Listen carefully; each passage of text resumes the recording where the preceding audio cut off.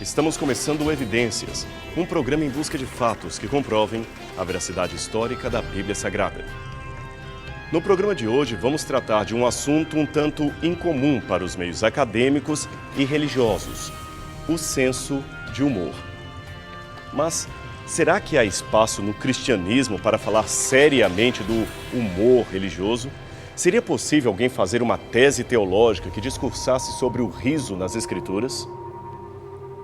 E falando de maneira mais pessoal, você que nos assiste, como você se qualificaria? Como alguém de bom humor? É claro que a vida tem altos e baixos, mas há pessoas que vivem continuamente mal-humoradas. Em alguns casos, isto pode ser uma doença crônica que até já recebeu nome pela medicina: distimia. Isto mesmo. O mau humor contínuo é uma patologia que deve ser tratada. Aliás, alguns centros de pesquisa brasileiros, como a Universidade Federal do Rio de Janeiro, vêm aprimorando técnicas de diagnóstico e tratamento dessa doença. Mas nem todos os casos são patológicos. Algumas pessoas, especialmente as religiosas, se tornam amargas por razões diversas que poderiam ser corrigidas se apenas tivessem uma noção mais nítida de Deus. Não é à toa que uma camiseta certa vez trouxe este desenho com os dizeres: "Se Cristo habita em seu coração, então conte isso para sua cara".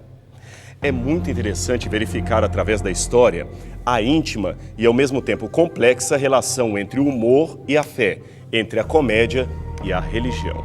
Na Antiguidade Clássica, houve várias tentativas de definir o que é humor. Filósofos gregos como Sócrates, Platão e Aristóteles arriscaram dar as suas definições sobre esse assunto. Aliás, na Grécia Antiga, o humor estava no centro da sociedade, nos rituais de sacrifício, nas danças, nos cultos, nos festivais sagrados dedicados a Dionisos, o deus do vinho, e também em alguns rituais, e não raras vezes, eles eram caracterizados por atos de orgia, bebedice e promiscuidade. Mas veja agora a diferença que os gregos faziam entre o humor e o riso. No teatro grego, o riso e a comédia eram frequentemente sarcásticos, críticos e irônicos. Já o humor era uma palavra ligada à escola de Hipócrates, o pai da medicina. Em seus tratados médicos, o humor era um dos elementos corporais da vitalidade humana. Na verdade, eles falavam de 4 elementos corporais ou fluidos, que seriam o sangue, a fleuma, a bilis amarela e a bilis negra, procedentes respectivamente do coração, do sistema respiratório, do fígado e do baço. Esses 4 fluidos corporais recebiam o nome de humores e o seu equilíbrio garantiria, segundo os gregos, a saúde física e emocional do ser humano.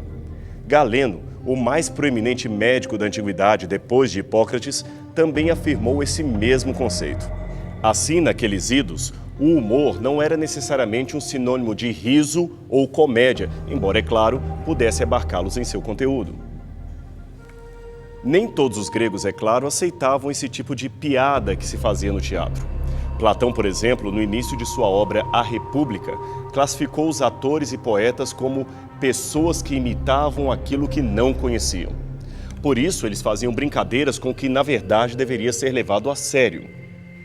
O que Platão queria dizer é que, por exemplo, quando no teatro alguém imitava de modo cômico o choro de uma criança perdida, só atuava assim porque não era o seu filho que estava perdido, senão ele não acharia graça nenhuma naquilo.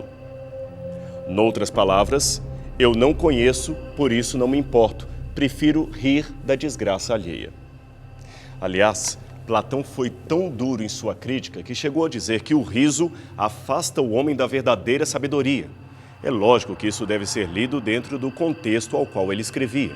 Já Aristóteles discordava de Platão, dizendo que ir ao teatro era uma maneira de extravasar sentimentos presos no coração. Era uma forma de catarse. De fato, um dos grandes acontecimentos do ano para os gregos era a ida ao teatro, seja para assistir uma tragédia ou uma peça de humor. As peças só eram apresentadas durante 10 dias em lugares amplos como este. Cada peça era encenada apenas uma vez. E como todos queriam ver os espetáculos, a população ia bem cedo para o lugar das encenações imediatamente após o nascimento do sol. Pagava-se 2 óbulos para entrar, isto é, 2 moedas gregas, equivalente a 1/3 de uma dracma. Era um preço barato, mas ainda assim o Estado mantinha um fundo especial para subsidiar quem não tivesse condições de pagar a entrada. A maior diferença entre o teatro grego e o teatro moderno consiste no fato de que as peças gregas faziam parte de um festival religioso em honra aos deuses. O teatro, então, nasceu como um festival de cânticos narrando as peripécias dos deuses e representando a própria imagem que os gregos tinham das suas divindades locais. Aliás, havia a crença naquela época de que os próprios deuses se disfarçavam de seres humanos e iam assistir às peças porque gostavam delas. E manter os deuses entretidos era uma boa forma de evitar tragédias. Afinal, se Poseidon, por exemplo, amanhecesse de mau humor com a vida, catástrofes marítimas tremendas haveriam de acontecer.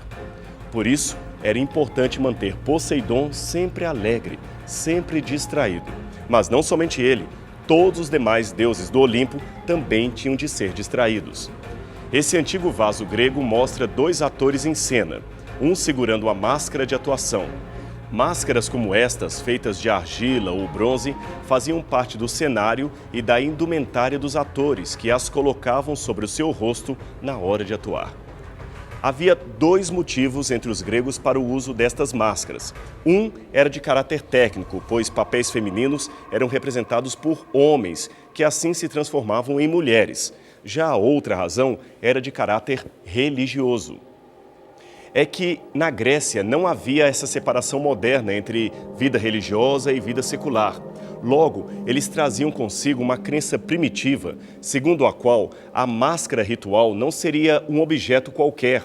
Ela teria um sentido sagrado, como se fosse uma forma de transferir energias. Nos rituais mais antigos, a máscara de um ser divino, por exemplo, simulava os poderes divinos durante o ritual. E a máscara de um animal transferia qualidades e poderes deste animal para quem usava a máscara. Assim, o teatro era uma forma grega de reviver na peça antigos ritos religiosos. Curioso que a palavra grega para ator era hipócrites, de onde veio a palavra hipocrisia, isto é, aquele que atua, que representa algo que na realidade ele não é. E quanto a Roma? Bem, Roma seguiu não muito diferente dos gregos, exceto pelo fato de que a profissão de ator, especialmente ator de comédias, era vista como algo de desdém pelos romanos. Bem, esse assunto do riso e do humor, assim como a definição que se dá a esses conceitos, é vasto e tem ocupado a mente de muitos intelectuais ao longo da história. Um livro recente que sistematiza esse assunto é Uma História Cultural do Humor. Organizado por Jan Bremer e Hermann Rudeberg, esse livro explora o humor através das épocas, desde a comédia na Grécia até a Roma Antiga, e também passa pelas pinturas cômicas da Idade de Ouro alemã, os trotes da Itália renascentista. O livro também fala do humor no catolicismo medieval e na Contra-Reforma da Holanda, mas infelizmente não dedica nenhum capítulo a falar do humor na Bíblia Sagrada, sem dúvida o mais importante livro de todos os tempos. E já que falamos de Bíblia, o que teria a Bíblia a dizer sobre o riso e o humor? Existe algo nas Escrituras a esse respeito? Antes, porém, de responder a essa pergunta, já que estamos falando de história, seria bom esclarecer que o cristianismo antigo e medieval, especialmente aquele que surgiu a partir do 3º e 4º século depois de Cristo, não tinha uma opinião unificada sobre o riso. Os teólogos daquela época se dividiam mostrando variadas atitudes sobre o que seria ou não o humor. Por exemplo, alguns como Clemente de Alexandria e Agostinho de Hipona tinham uma visão moderada do riso, admitindo a máxima aristotélica de que rir é próprio da natureza humana, mas ainda assim impunham certas restrições. Clemente de Alexandria dizia que fazer os outros rirem era algo espiritualmente deselegante, e Agostinho afirmava que, enquanto estamos neste mundo, devemos evitar emoções de riso para que não tenhamos de chorar posteriormente. Outros autores, como João Crisóstomo, chamado Boca de Ouro porque pregava muito bem, seguiam um caminho bem mais duro de severa crítica ao humor. Para ele, isto era coisa do diabo e deveria ser varrido do cristianismo. E assim se seguem muitos outros exemplos. Aliás, 3 grandes discussões teológicas da época eram as seguintes: se havia risos no Jardim do Éden, se Jesus riu alguma vez em sua vida e se Deus Pai poderia rir de alguma coisa. Nos 3 casos, a resposta parecia ser não. No Éden, diziam os teólogos medievais, não haveria riso porque tudo era santidade e não se pode rir diante de coisas santas. Jesus também, pensavam eles, não poderia rir porque os evangelhos não mencionam nenhuma vez em que ele houvesse sorrido, embora o mencionem outras vezes chorando. E quanto a Deus Pai, também acreditavam que Deus não teria como rir, pois, sendo conhecedor de tudo, não poderia ser surpreendido com um final inesperado, como é típico de uma anedota. Já pensou que tipo de pensamento teológico a Idade Média produziu? Veja agora este exemplo de absurdo medieval. Em 1484, o Papa Inocêncio VIII encomendou dos padres dominicanos este livro. O seu título era Maleus Maleficarum, ou Martelo Malfeitor, também conhecido como o Martelo das Bruxas. O tal livro, que só foi publicado em 1486, era um manual de inquisição que trazia os procedimentos a serem seguidos contra pessoas acusadas de bruxaria. Pois bem, na terceira parte do livro, no tópico 2º, questão 6, fala do exame das testemunhas de acusação. Ali é dito que um juiz poderia perguntar à testemunha por que ela acha que a pessoa acusada seria uma bruxa. Se ele dissesse que a viu dando uma gargalhada, isto já seria motivo bastante para validar a sua acusação. E antes que você pense que isto era apenas típico do catolicismo medieval, saiba que até mesmo protestantes puritanos de Massachusetts praticaram, na época colonial americana, princípios de julgamento baseados neste mesmo livro medieval que acabamos de mencionar. Aí você entende de onde o intelectual Umberto Eco tirou a sua inspiração para escrever o livro O Nome da Rosa, que conta a história fictícia de um mosteiro onde religiosos eram misteriosamente assassinados pelo bibliotecário Jorge de Burgos. Eles eram mortos apenas por terem lido às escondidas um livro ilustrado de humor. E então, será que a Bíblia também endossa essas visões medievais tão mal-humoradas do humor? É claro que não. A Bíblia jamais validou conceitos tão estranhos e absurdos como este. Pena que alguns intelectuais modernos insistem em bater nesta tecla. É o caso do intelectual britânico Alfred Whitehead, que escreveu: a completa ausência de humor na Bíblia é o que a torna singular em comparação a qualquer outra literatura. O homem que afirmou estas palavras pode ter sido um matemático e filósofo brilhante, mas o seu comentário aqui é completamente injustificado e preconceituoso, pois, aludindo especialmente ao Antigo Testamento, ele afirmava, baseado não sei em quê, que os judeus eram um povo depressivo demais para reproduzir um livro sagrado que fosse ao mesmo tempo sério e bem-humorado. Nada estaria mais longe da realidade. Veja esta coleção de textos bíblicos que separamos para você.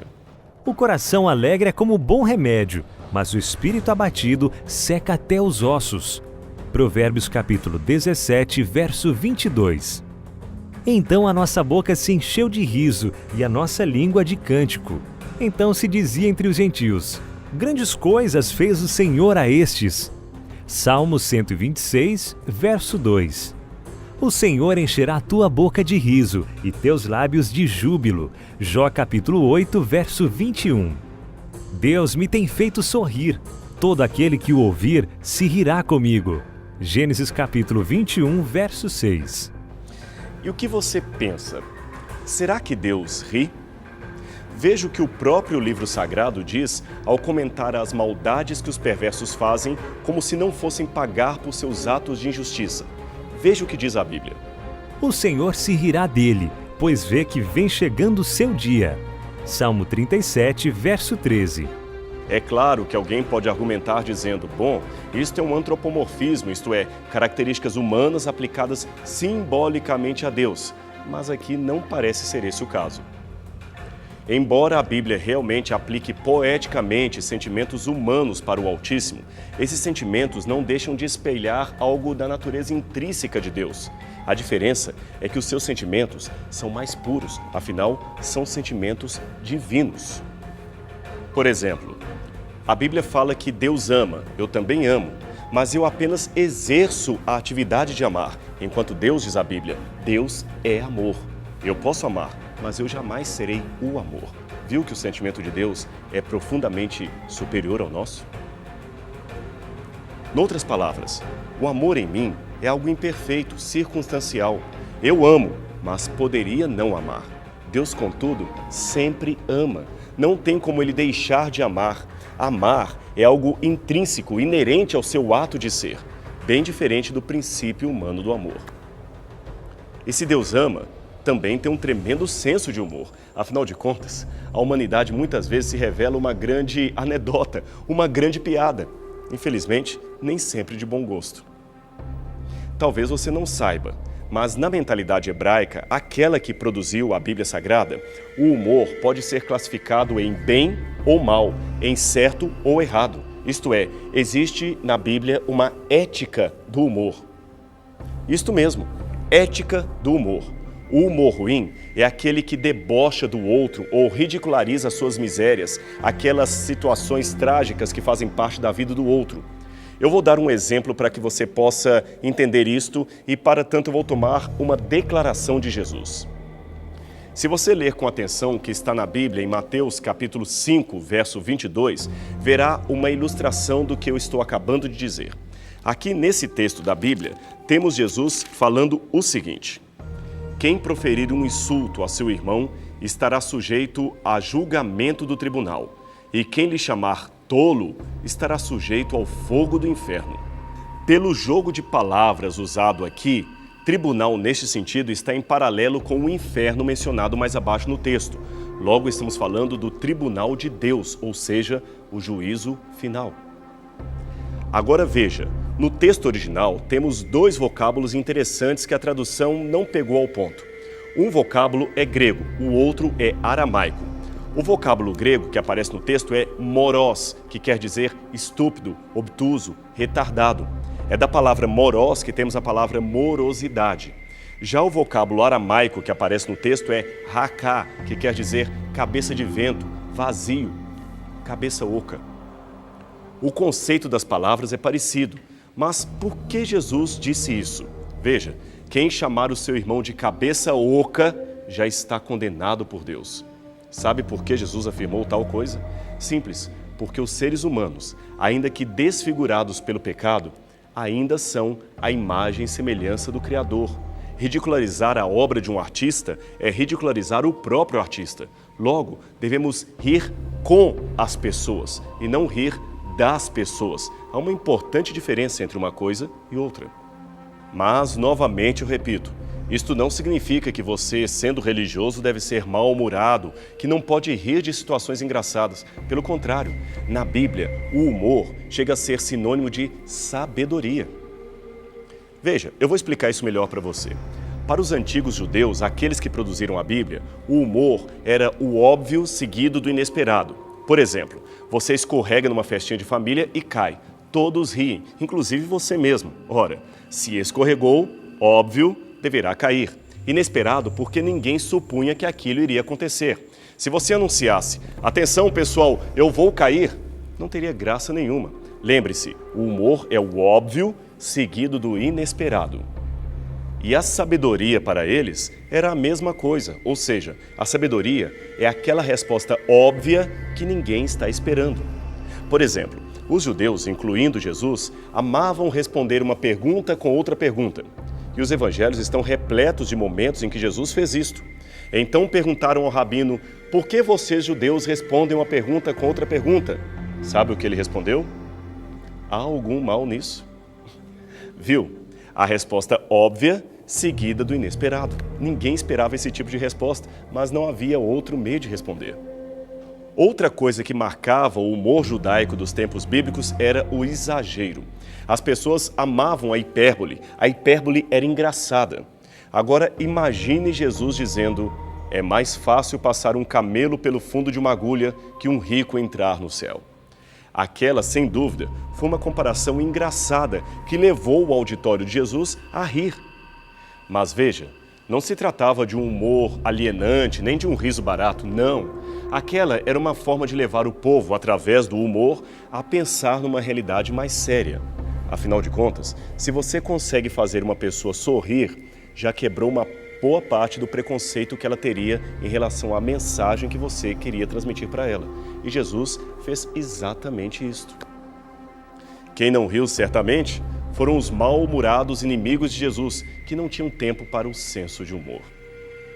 Aliás, isto vale até hoje. Parafraseando o rabino Harold Kushner, podemos dizer que, se um homem não sabe rir de uma boa piada, desconfie da religião dele. No mundo da filosofia moderna, Hegel ficou conhecido como o filósofo que não queria rir. Schopenhauer também foi o mais rabugento e pessimista de todos os pensadores. E Nietzsche é, apesar de todo o seu ateísmo pessimista, declarado como o riso escancarado da filosofia moderna. Ou seria melhor dizer que Nietzsche foi o riso debochado. Aquele riso debochado para esconder a dor dos novos tempos que ele mesmo sugeriu que haveriam de vir. Eu pergunto isto porque existe um autor francês muito famoso chamado Georges Minoir, que além de historiador é membro do Centro Internacional de Pesquisa em Estudos Transdisciplinares.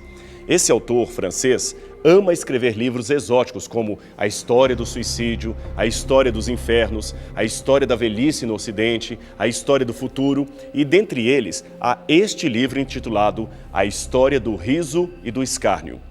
Esse livro nos inspira interessantes reflexões. Ele fala que existe um divórcio existencial entre o riso e as folias modernas. É que o sujeito perde completamente a sua individualidade no meio do grupo. Ninguém mais sabe dizer hoje quem ele é, mesmo em meio à multidão que o rodeia. Segundo o autor, o riso moderno não existe para entreter, e sim para mascarar a perda de sentido da vida. Ele vai ainda mais longe, sugerindo que algumas festas techno ou raves são apenas uma busca fetichista do sagrado. Veja o que ele diz. Não é irônico ver multidões laicas viverem a festa techno como se fosse uma verdadeira missa? Ele está certo. Aquilo, na verdade, é uma busca pelo sagrado, mas um sagrado que muitos não querem admitir que desejam. Eles têm, na verdade, um triste vazio com a forma de Deus, que acabam tentando preencher com coisas que não são o próprio Deus. Somente em Deus existe a verdadeira alegria. Somente em Deus podemos ter uma alegria eterna e muito superior aos efêmeros momentos de humor e prazer que temos. Somente em Deus temos uma alegria que é verdadeiramente sem fim. Quer então um conselho? Abra o seu coração a Deus. Aceite a Cristo como seu Salvador pessoal. A vida sorrirá para você e mesmo em momentos de tristeza e sofrimento, você terá motivos para almejar a felicidade. E nos momentos de alegria, você sabe que sorrirá num ensaio de um grande humor, de uma festa, de uma felicidade que jamais terá fim no reino de Deus. Pense nisto e sorria.